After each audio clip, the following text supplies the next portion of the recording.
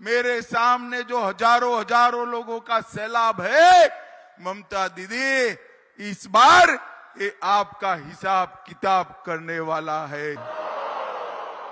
Bharatiya Janata party करेगी।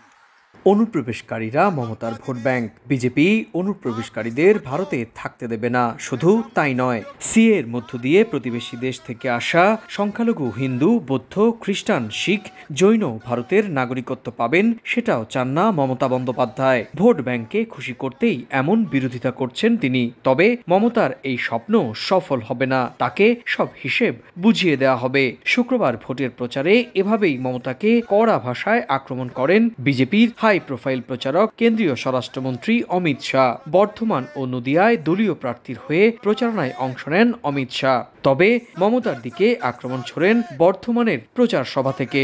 घुसपैठियों को तो आप लाल जाजम बिछाकर स्वागत करती हो क्योंकि वो आपकी वोट बैंक है, मगर हिंदू, बौद्ध, सिख शरणार्थी जो आए हैं इनकी नागरिकता का आप विरोध कर रही हो।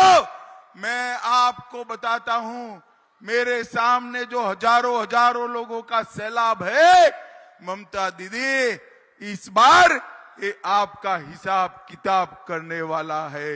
1, 2, 3 ঢাকায় জমি জিতে নিন 100% ক্যাশব্যাক সহ 20 কোটি টাকার পুরস্কার। এদিকে বর্ধমানে তৃণমূল প্রার্থীর হয়ে প্রচারে নামেন মমতার দলের সেকেন্ড ইন কমান্ড অভিষেক ব্যানার্জিও। এ সময় অমিত শাহর মন্তব্যের পর পাল্টা তীর ছোড়েন তিনি। বলেন, বিজেপি ধর্ম নিয়ে রাজনীতি করে। মুসলিম দেখলে অনুপ্রবেশকারী, শিখ দেখলে খিলিস্তানি বলে তিরস্কার করে। ওদের বাংলার মানুষ ভোট দেবেন না। এর আগে নিজের আসন ডায়মন্ড হারবারের মনোনয়নপত্র জমা দেন তিনি।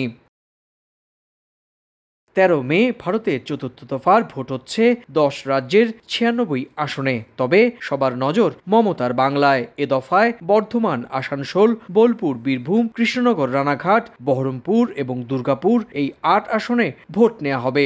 2019 সালে নির্বাচনে 8 আসনের মধ্যে তৃণমূল 6টি এবং বিজেপি 2টি আসনে জয়লাভ করে। সুব্রত আচার্য, সময় সংবাদ, ভারত।